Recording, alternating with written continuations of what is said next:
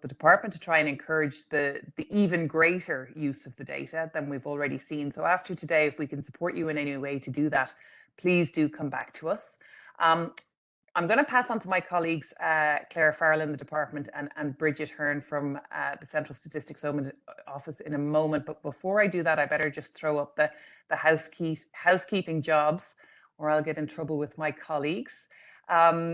So as you can see from the slide, your camera and mic will be turned off during the webinar. That's because we are recording the webinar. We've had several requests to make it available after today. So we will be sharing the core presentation with external colleagues.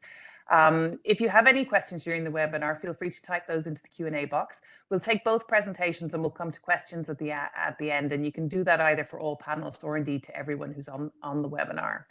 If we don't get a chance to address your question, we'd be very happy to come back to you directly, either on, you can put your contact details in the chat or email us at research@equality.gov.ie and we'll follow up with you after today.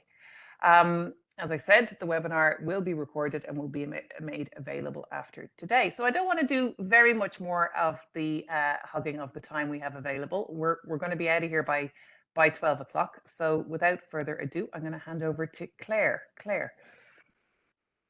Thanks very much, Anna. I'm just going to bear with me for a sec and share my slides.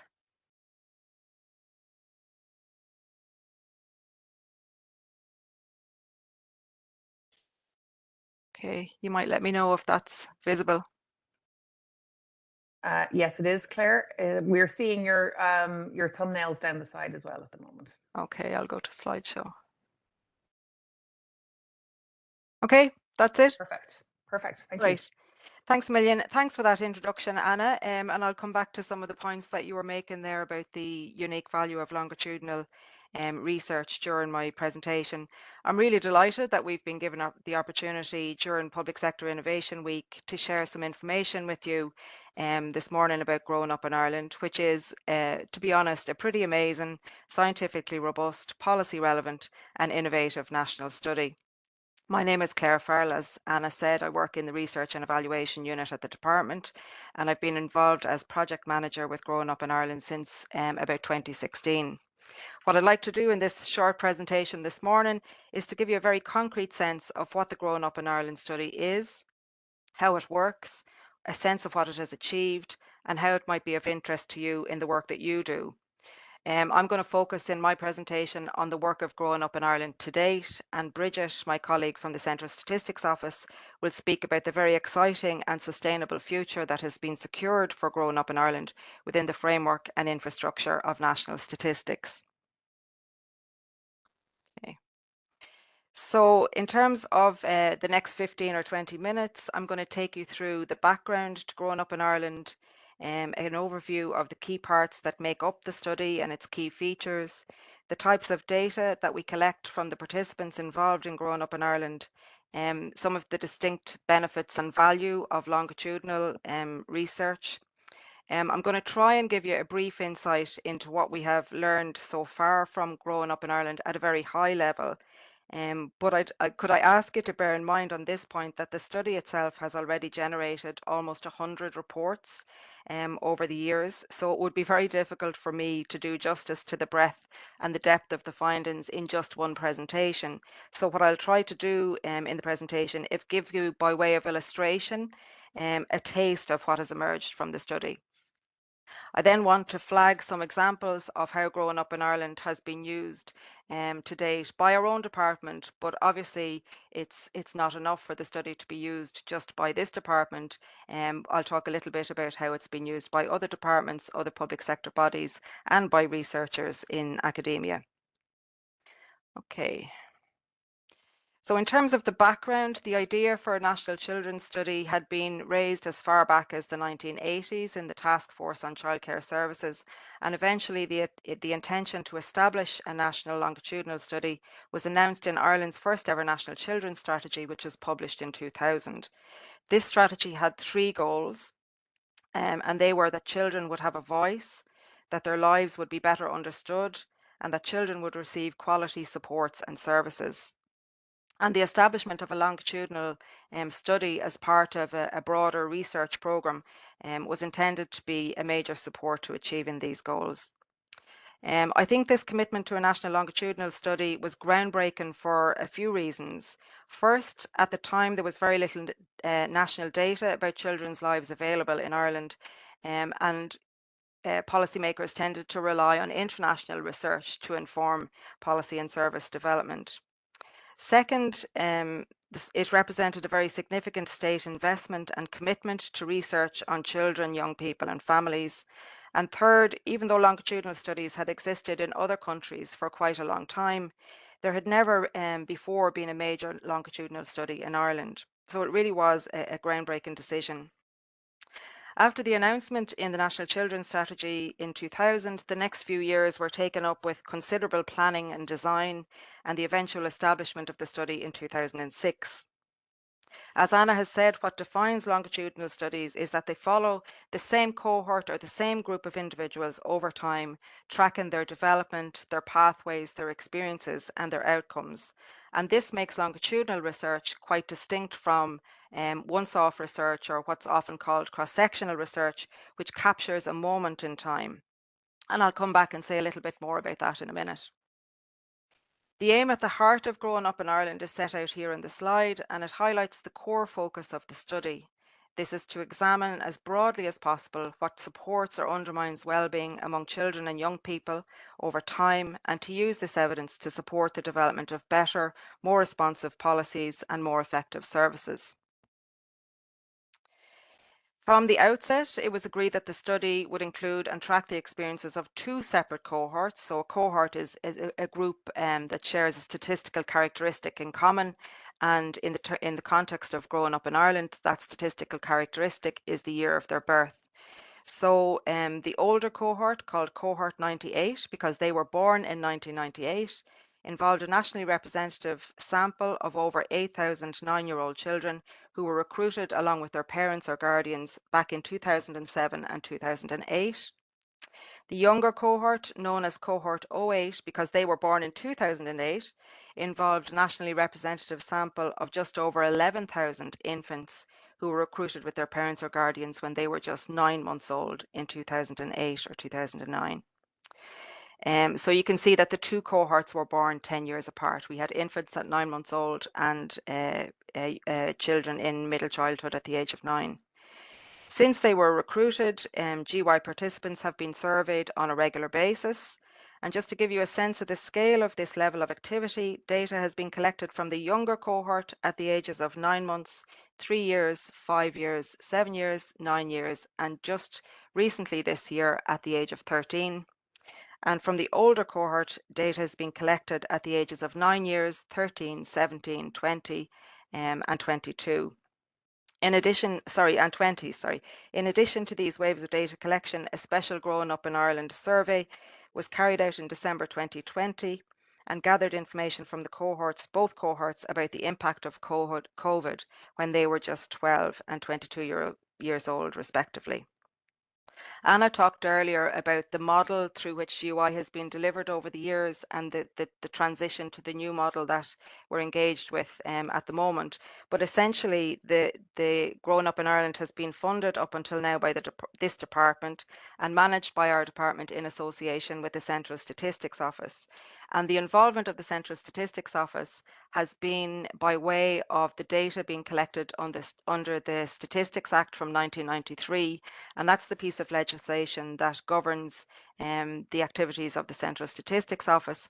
And in the context of Growing Up in Ireland, it provides a guarantee of confidentiality to the participants under that Act. Over the years, the study has also been supported by an interdepartmental steering group, and it's also been informed by ongoing consultations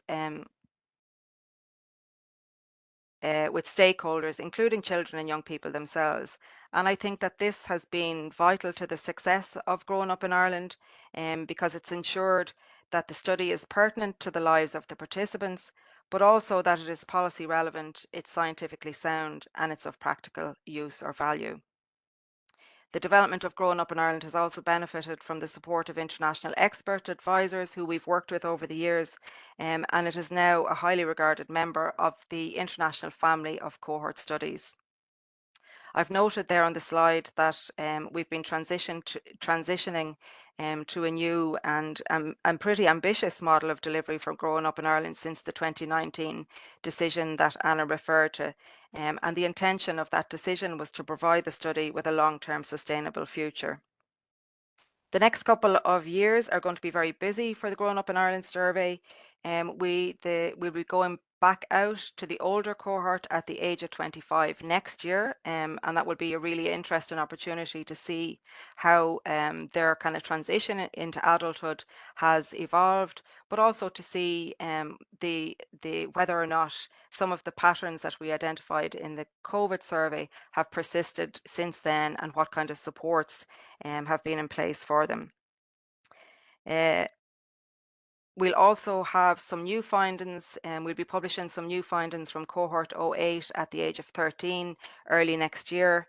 And as Anna mentioned, we're in the process of establishing a new Growing Up in Ireland birth cohort, and that will commence in 2024 with a collection of data from 9-month-olds and their parents. And my colleague Bridget from the Central Statistics Office will talk a little bit more about plans for the new birth cohort in a few minutes. Just to make the point before I go on to the next slide that the decision to establish a new birth cohort, which was approved by government earlier this summer, is very timely given the extensive social and policy changes that have taken place since the first infants were recruited into GUI back in 2008 and 2009. And if you think about it, that's the case not least in relation to issues such as digital technology, family formation, and cultural diversity. And the new birth cohort will provide us with evidence on a whole new generation of infants, and in particular influence or inform the ongoing implementation of First Five, which is the cross-government strategy on infants and young children and their families. Okay, so in terms of the types of data, what data do we collect from the participants? We collect data from the core participants, who are the parents and guardians and the child or young person. We won't be interviewing the parents at the age of 25 next year, and only a very short interview took place with the parents at the age of 20, which is basically about themselves and not about the young person any longer, because they were adults at that stage. But in general, in the earlier stages, we collected information from parents and children or young people themselves.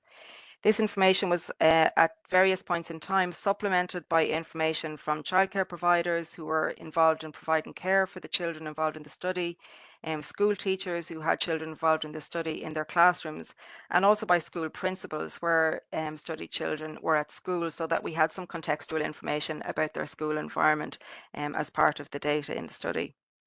Information from the main or the core participants includes background or socio-demographic information at the household level on things like social class, family structure, household income, housing tenure, and migrant status. The data then covers a range of questions to respondents across 4 key areas of their lives: health, education and cognitive development, socio-emotional development, and relationships, and from the age of 17, their civic and economic participation. I've just listed some of the topics covered in each of these areas on the slide, and that'll give you a sense of the breadth of the data that's involved. As I mentioned earlier, a multitude of reports have been published since 2006. These are all available from the Growing Up in Ireland website, which is a wonderful and really easy to navigate resource. I'd recommend that you'd have a look at it if you're not familiar with it already. The reports from the study include infographics, which have proved to be a very popular output, particularly among policymakers, as well as short key findings reports, longer, more detailed reports, thematic reports that focus on specific topics or themes, and then technical reports which describe the design of the instruments and the fieldwork procedures. And these technical reports are a huge support to researchers who wish to use the data that's made available from the study. Many of you are probably already familiar with the Growing Up in Ireland Annual Research Conference. That's become a very important date in our diaries, and it's a really good opportunity to hear about new and emerging research from the study. There's also been a series of regular data workshops which are intended to help those who want to understand more fully the nature of growing up in Ireland, how the data sets work, and who are thinking about using the anonymised data sets available from the study for research or analysis purposes. Anna talked a little bit about the benefits of longitudinal research and why it's kind of unique. And as I mentioned earlier, the key feature of longitudinal research is that it tracks the same individuals over time.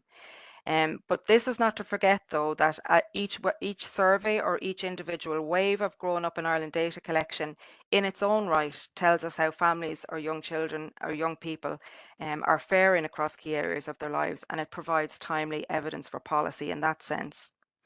Then each wave of data collection adds to the bank of information already available from previous waves of the study and builds up an evidence base, providing insights into how participants are doing since earlier waves, what has changed for them, what's improved or what's disimproved, and getting at some of the causal factors that are associated with those changes.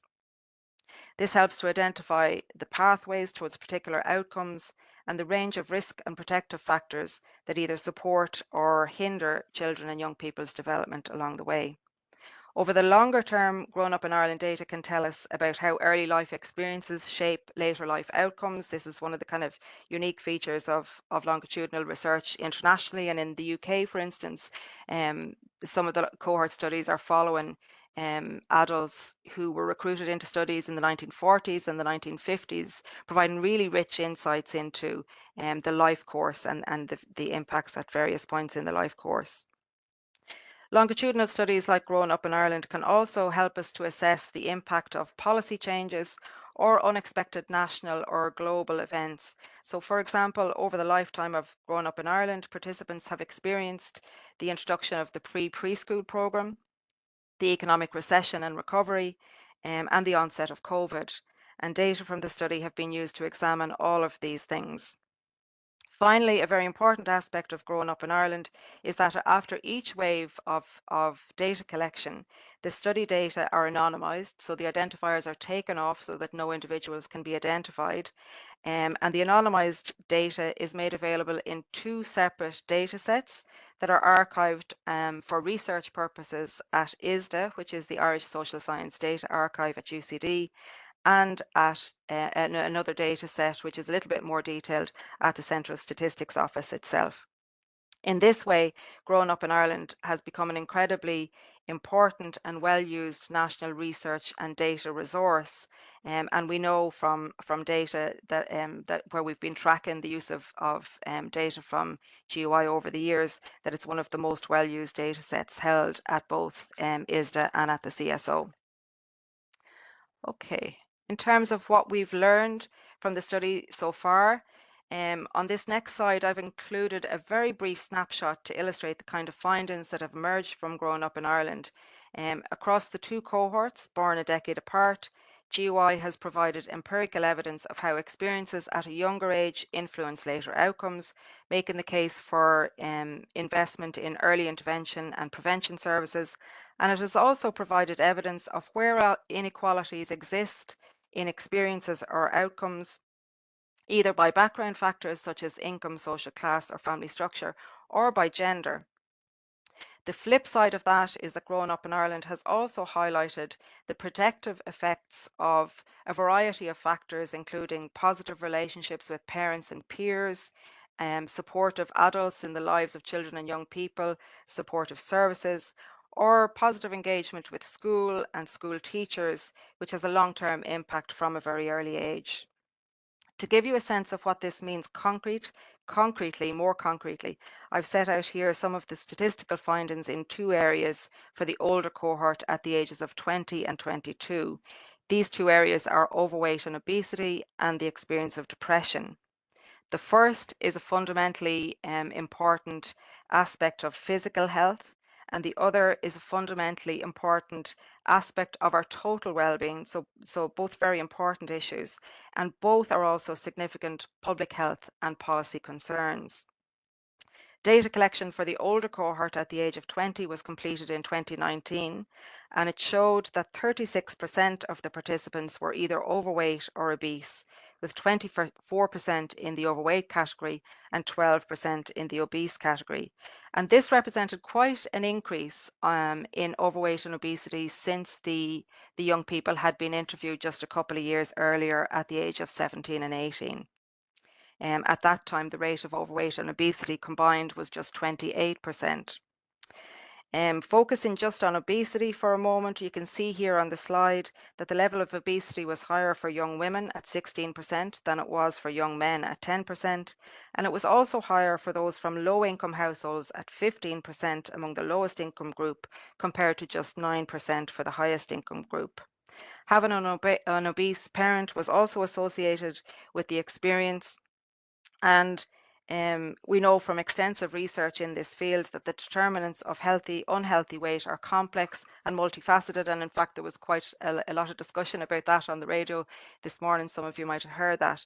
And the factors that are involved in this process include not just behavioural factors, but a range of environmental, social and economic factors too.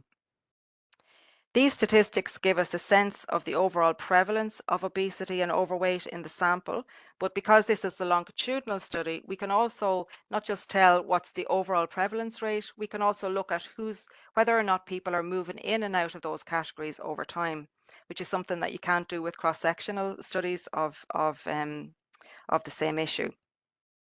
This means that that we know from the study that people do move in and out of these categories over time, and this means that there's huge potential in Growing Up in Ireland to drill down into the data and pinpoint the factors that have helped some young people to move from overweight to a healthy weight, or what triggered others who have moved from being a healthy weight to become overweight at particular points in time.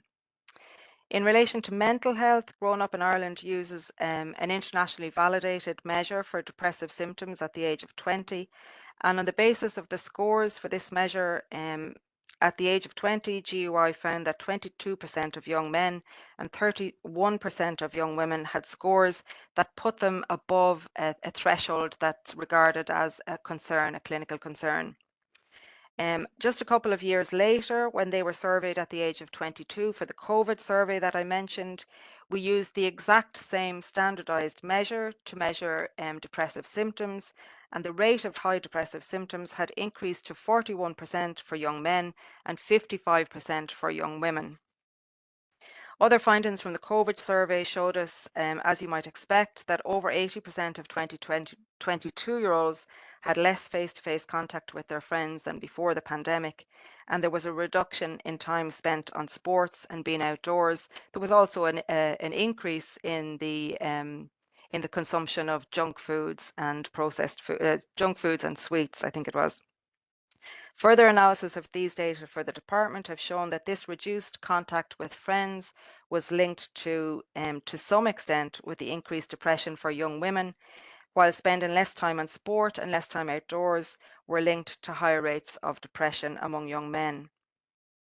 As I mentioned earlier, we'll be collecting data from the same group, from this group at the age of 25 next year in 2023, and the findings from this next wave will give us some insights into whether these patterns in relation to both overweight and mental health issues have persisted or not. These are just a couple of insights into findings from the study, which I hope give you a flavour of the data by way of illustration and some sense of the policy relevance or importance of that data. Okay. Thank you very much, Claire. That's No, really useful. Oh, I'm not you're finished sorry. yet.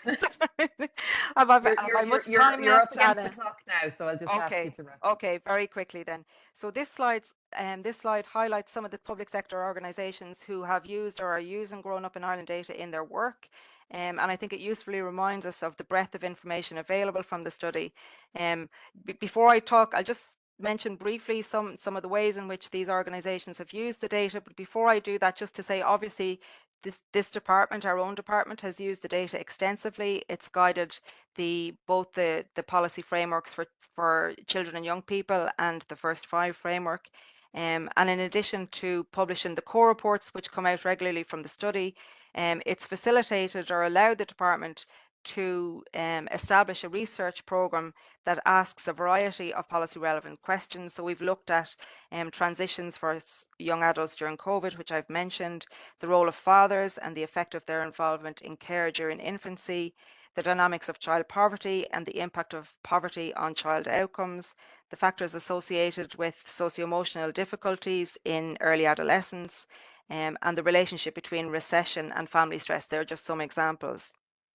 But as I said earlier, to realise the investment and the real value of growing up in Ireland, it's not enough that our department is the only department that uses the data. It's also important that other departments, other public sector bodies, and indeed academic researchers use the data from the study and maximise the value that's been invested in it.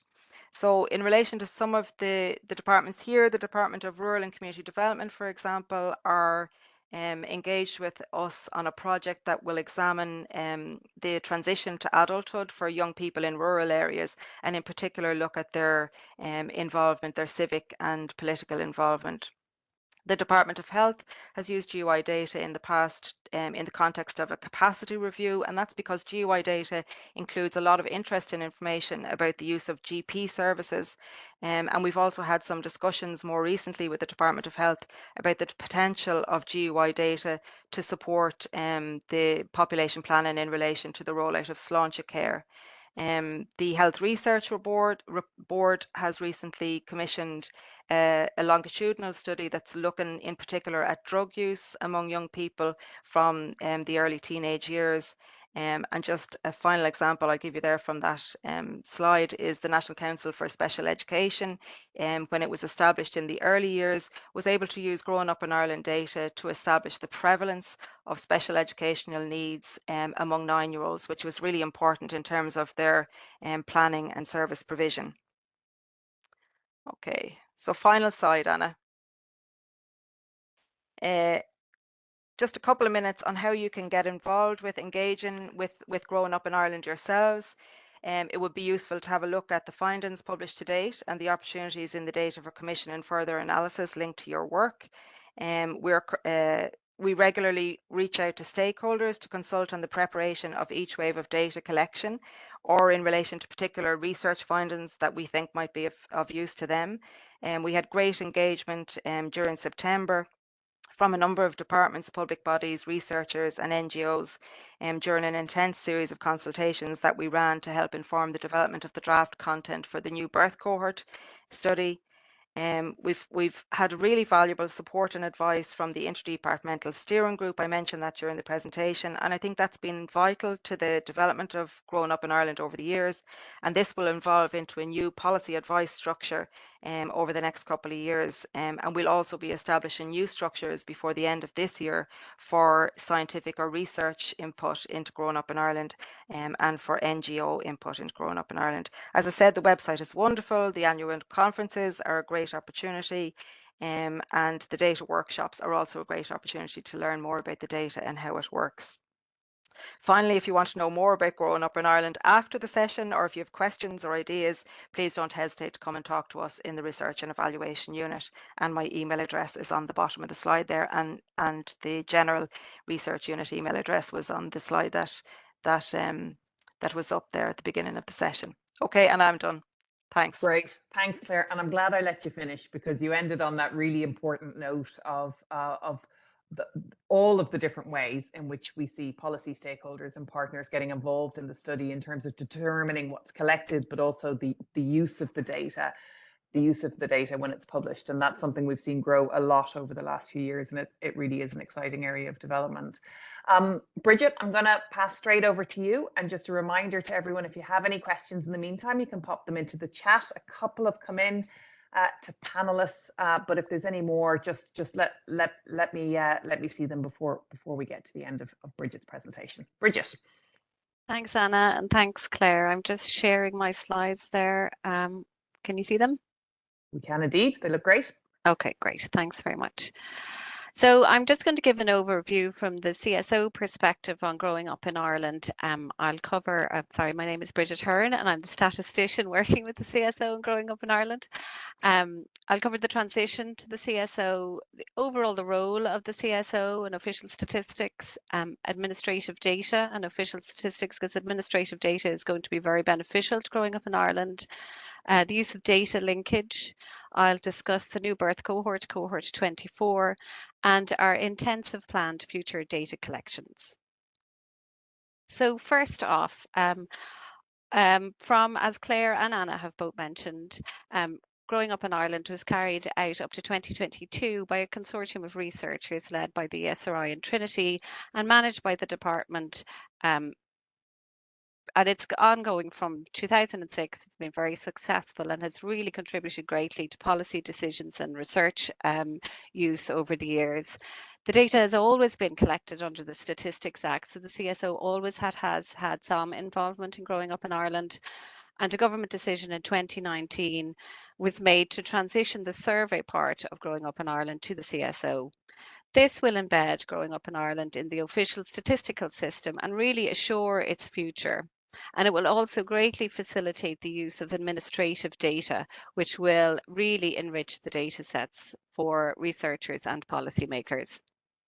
This decision has also resulted in really a new approach for growing up in Ireland, whereby the CSO will be responsible for the survey portion of the study, which encompasses areas such as questionnaire design, data collection, dissemination, and the department will then, in essence, bookend the survey and be responsible for, amongst other things, stakeholder engagement, requirements gathering, and as Claire has discussed, the promotion of the use of growing up in Ireland data to other government departments, to policymakers and researchers.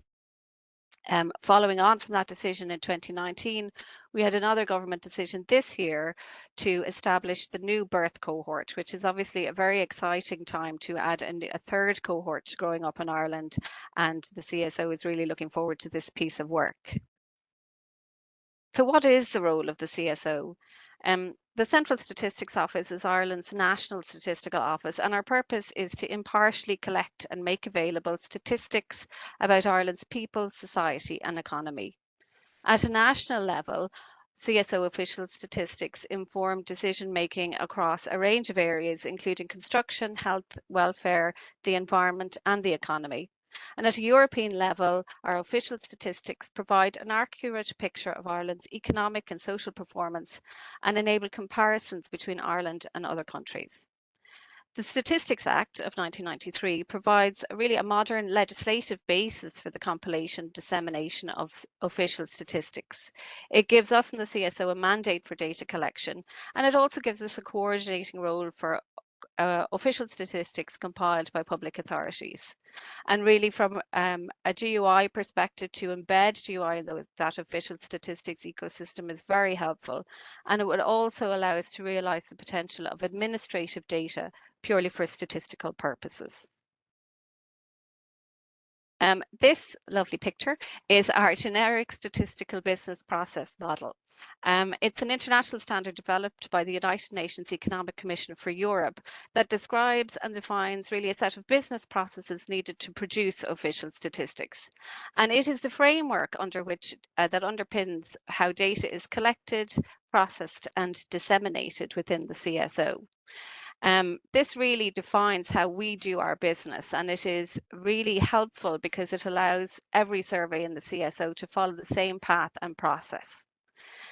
When GUI transitions to the CSO, we will embed it in this 8-phase statistical business process that's very cyclical in nature. So there's an awful lot of interaction between each phase, go over and back, and obviously we will work with the department in many of these phases on a consultative basis to develop the surveys, to do the data collections, to process the data and disseminate the data also. It also allows us to use CSO structures that are currently in place to support GUI. These would include our methodology department, our data office, our admin data center, our technology and comms teams, and our field unit. This means we can really leverage the wealth of experience that already exists in the CSO around data collection, survey design, processing and disseminating data. And we can use that to build on the success of GUI and ensure its continued success into the future. So official statistics and administrative data. The reputation of the CSO really depends on maximising the value and utility of the data available to us. But at the same time, it is vital that we protect the confidentiality of the individual persons and businesses that supply that data. And that really underpins our work and is key in our use of administrative data to bear this in mind. The CSO has a protocol in place for linking and integrating data holdings for statistical purposes, and this includes the use of administrative data. All data matching activity must comply fully with data protection legislation. The data matching is undertaken solely for statistical purposes in line with the legal mandate of the offices as outlined in the Statistics Act of 1993. All data matching proposals must be approved in advance and in writing by the Director General of the CSO before there is any implementation. And also, the CSO maintains a data protocol register, which is publicly available on our website, which lists all data matching activities undertaken which are in compliance with the above provisos. And that's available for the public to view and see and be aware of what is happening within the CSO. There's really a huge amount of benefits for the use of administrative data for official statistics. And this is really key where growing up in Ireland is concerned. And one of the main ones is that reduction of respondent burden. As many of you might be aware, the Growing Up in Ireland questionnaires can be very long by their very nature, because they collect such a broad range of data from so many different domains. And the use of administrative data can lessen this respondent burden, but it can also free up space on the questionnaire for us to ask questions that can really only be collected directly from the respondent. And this it allows us a lot more flexibility going forward to really use the data collection to only collect the data that we require and use administrative data then to enrich the data set going forward.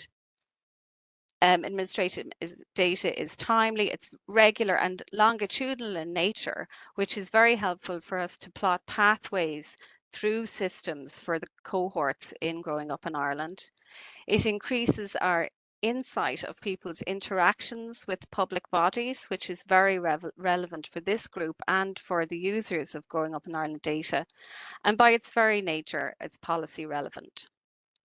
There are limitations, obviously, to the use of administrative data in this way. It can be transactional in nature, and there can be quality issues with the coding of the data or missing values. And that's vary by the nature of administrative data. Different organizations will put different emphasis on different pieces of data, and what might be very relevant for us might not be relevant for the person who's collecting the data. So often there are missing fields, but this is an ongoing issues with data quality that we're trying as an organization to help resolve. There's also the data can be dispersed, so it may not be collected or collated centrally in relation to many services, or there may not be a central repository for data. So all these limitations have an impact on administrative data, but there are definitely many, many benefits to its use as well. So how will we use this in Growing Up in Ireland? Well, we will reuse it for the sampling frames, and this is particularly relevant at the moment because our methodology team are working out a means of developing the sampling methodologies for the new birth cohort. And we will definitely be using administrative data to develop the sampling frame here, and we're very lucky to have that access and that expertise on side. Admin data has been used in the past for CAO data has been linked with Growing Up in Ireland, and this has really enriched the data set with education information and helped us create the SRI as well to create this data set with the CAO data intact. We're going to For future planning, we will, as I said, aim to reduce the primary data collection and that burden on people, and then enhance the longitudinal analysis of the data by showing people's interactions with public services, information on the settings and qualities of those services, and again, education and employment pathways.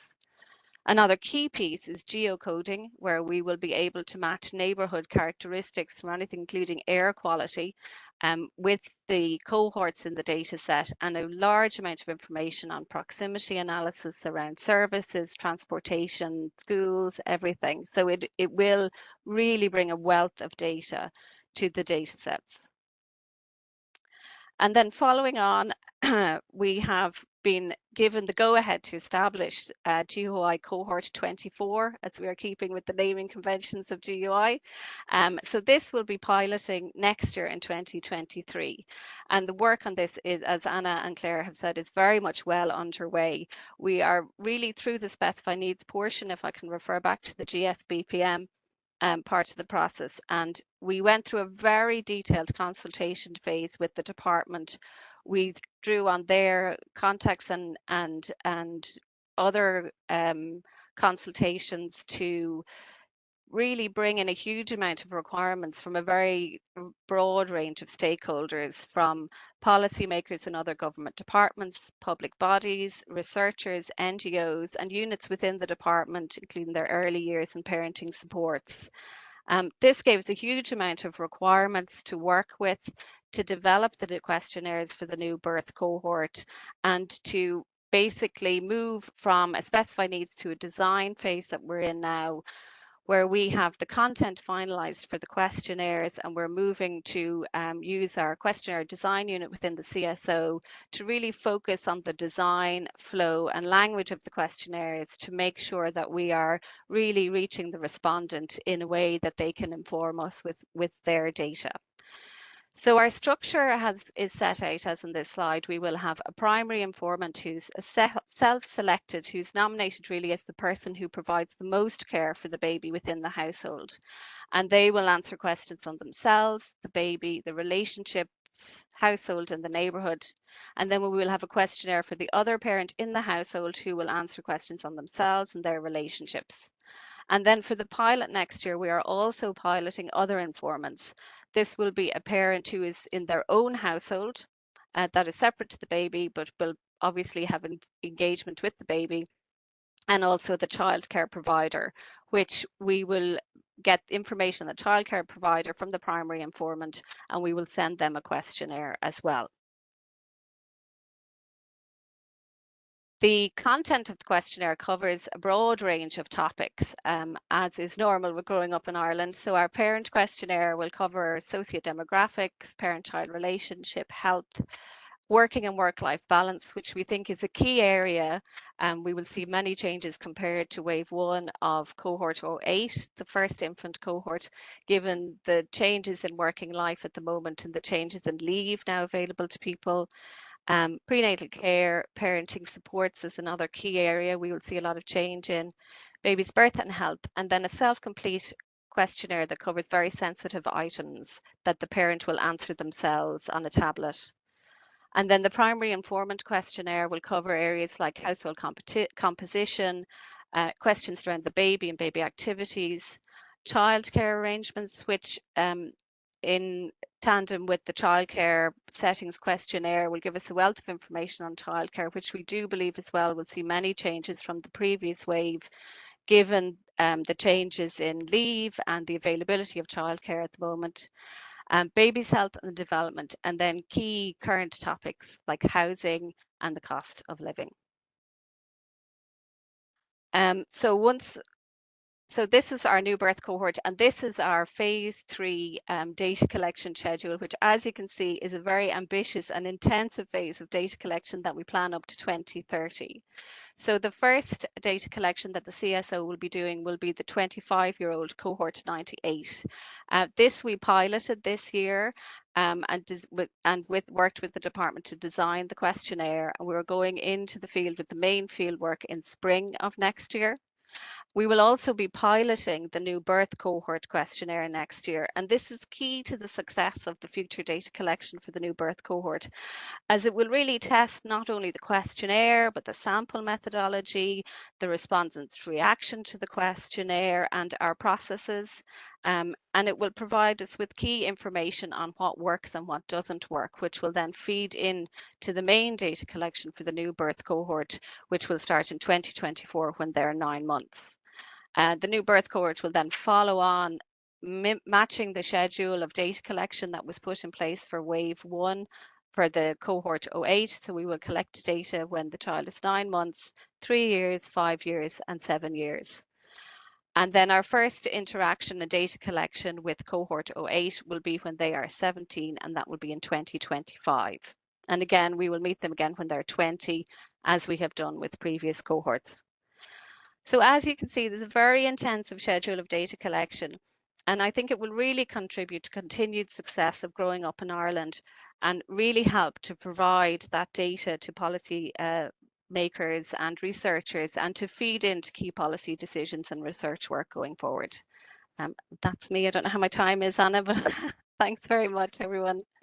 You're all right. Thank you very much, Bridget. And thanks very much also for giving us that long-term view, because I think that's really important when we're thinking about how to use this data from a policy context as to what the opportunities are going to be, looking out at that 7 or 8 year time frame. So I think that was really, really useful.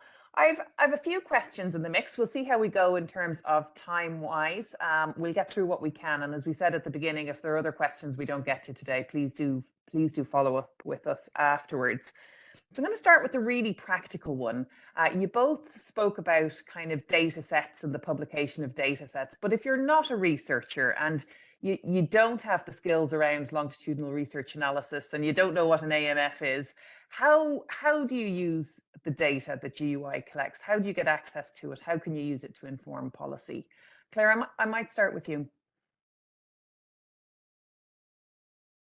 Thanks, Anna. That's a good question, because it's really important to us that the use of the data is maximized, but that doesn't just mean using the data sets that are archived, because that does require a certain amount of technical skill. So a public sector body or an NGO might not have the expertise or the skill, but they could commission in experts to do that work for them. But you don't have to do that. That's not the first port of call for growing up in Ireland. And I mentioned during my slide that the study has been really good at producing accessible outputs over the years. And I'm really struck by that, because I'd be very familiar with other longitudinal studies around the world who produce fewer. They rely on other people using the data to produce outputs, but they don't produce as big a core set of outputs as Growing Up in Ireland study does. So in recent years, we've had a really good response to the infographics, which are single sheets that illustrate the findings in a very visual way. And we found policymakers really like those, so we've kind of upped the production of infographics.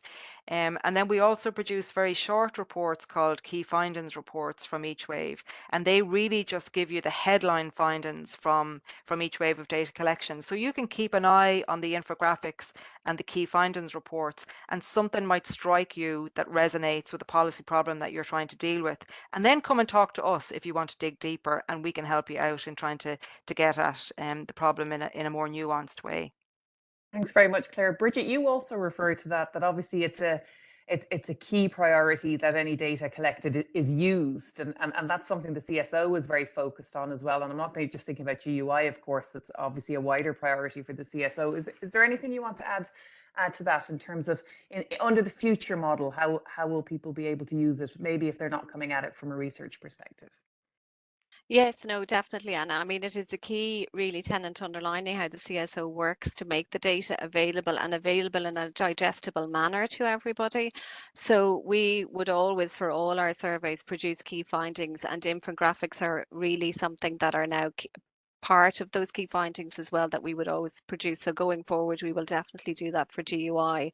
And really, we do have an emphasis on using plain language, making the information accessible, and that will continue going forward with GUI, definitely. Yeah.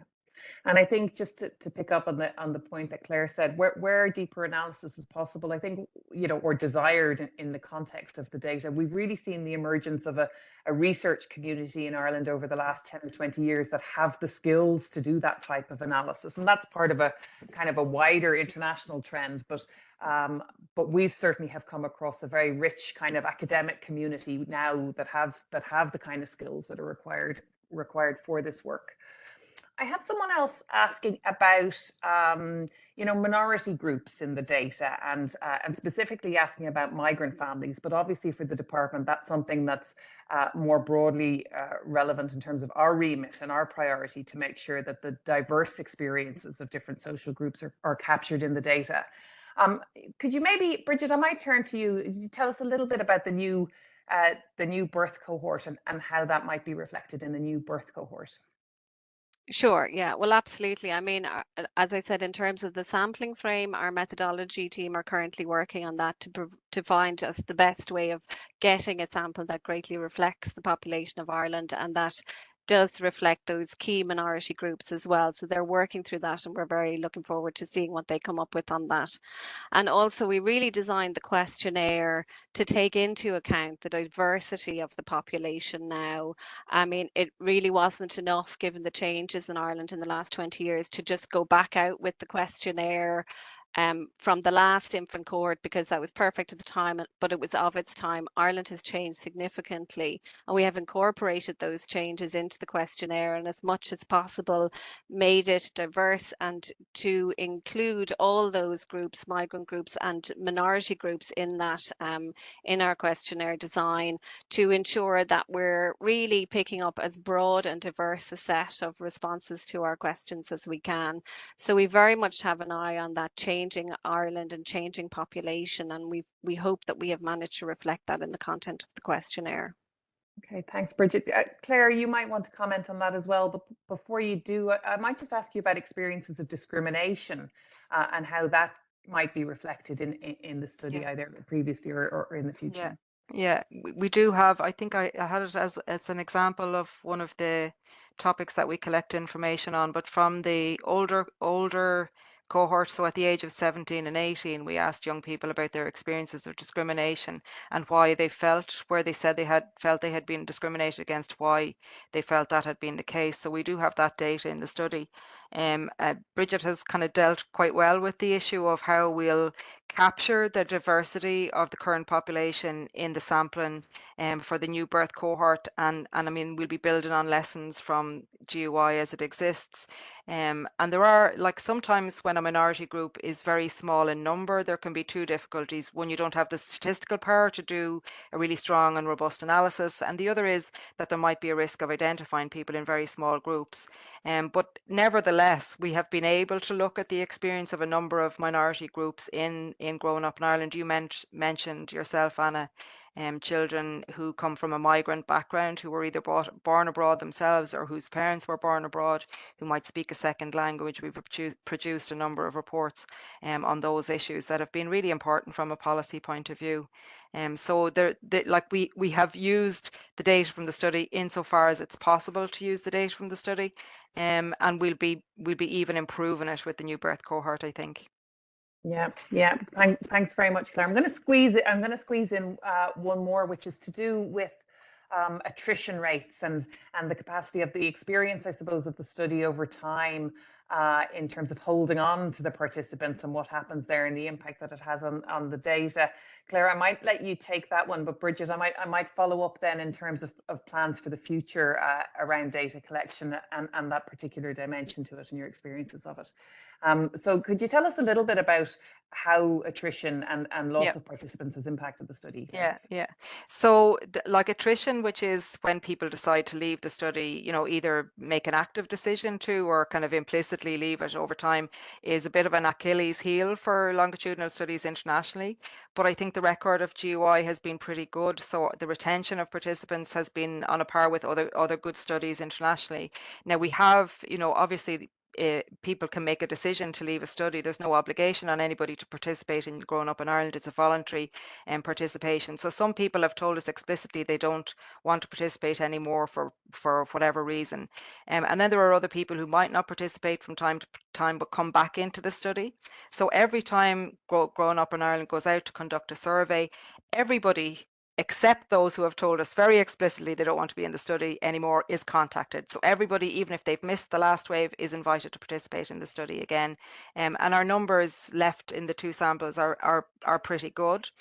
And then there's a statistical exercise that is undertaken with the data so that when we have the data ready, we can look at the data and say, well, you know, what kind of are there commonalities among the small groups of people who may not have participated this time? That means we have to reweight the data to take account of that difference. And that statistical exercise is done with all of the data sets in order to ensure that we're taking account of any differences from the previous waves. But that issue of how we retain people in the study is a really important part of our work. So awareness raising in the public domain and good communication and contact with our participants over time. And they have been incredibly generous, the participants in Growing Up in Ireland. They've been incredibly generous with their time and their commitment to the study, and it's proved hugely valuable. Yeah, thanks very much, Claire. Bridget, I'll just give you the last word, because you also spoke to us a lot about administrative data, and the potential of data linkage and how that might be of huge value. I don't know that if that plays into this question of retaining participants, maybe from the perspective of respondent burden, but do you want to tell us something about what you might see? What would you do first if you were going to sit down and do data linkage with GUI, or what you see as the immediate opportunities there? I think you're on mute. You're on mute there, Bridget. Sorry about that.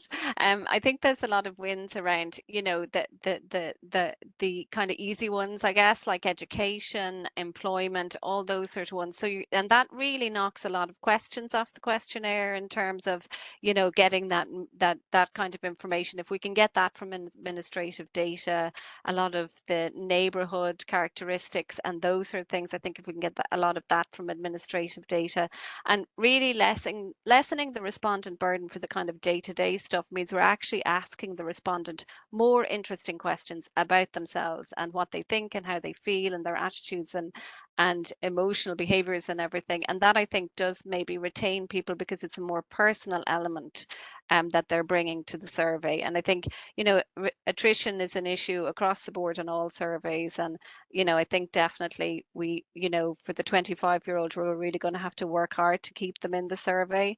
But I think, again, as Claire mentioned, with longitudinal studies, people do feel a bit of ownership and involvement, and they are more inclined to come back year on year. And I think that's been very proven with GUI, that has a good retention rate. Thanks very much, Bridget. That's a really interesting point, actually. And I'm sure any of us who've had the joy of doing those marketing surveys online so we can get to the political questions at the end will understand exactly what you're talking about there in terms of how interesting the questions are. Listen, thank you very much to both of you. You've given us an enormously rich insight into the data.